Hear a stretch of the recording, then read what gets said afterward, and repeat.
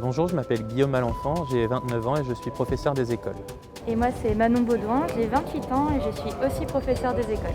Oui, ce qu'on attend de cette visite, c'est plutôt de découvrir des nouveaux objets. Et aussi pouvoir faire plus de rapprochements peut-être avec ce qu'on pourrait étudier en classe avec nos élèves. Ouais.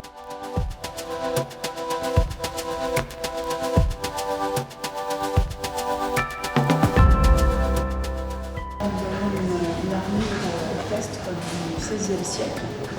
À votre avis, celui qui la portait, est-ce qu'il était plus petit ou plus grand que vous? Il était plus petit. Moi, je mesure 1m75, Ouais. lui, il mesurait 1m98. Ah oui, d'accord.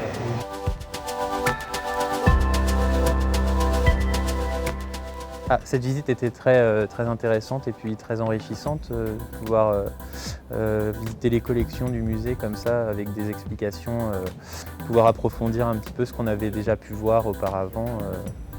Ouais. On va s'arrêter sur voilà, si on sait à qui a appartenu cette armure, combien de temps il a fallu pour la fabriquer.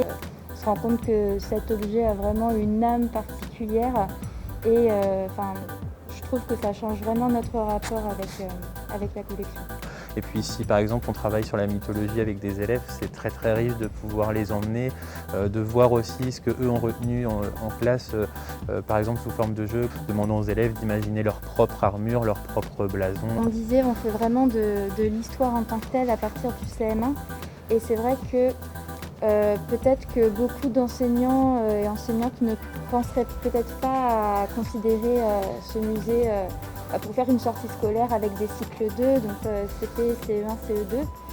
Et du coup là, pour le coup, ça nous a permis de voir qu'il y avait vraiment beaucoup de possibilités, puisque dans ce cycle-là, on va traiter de l'histoire vraiment par thème.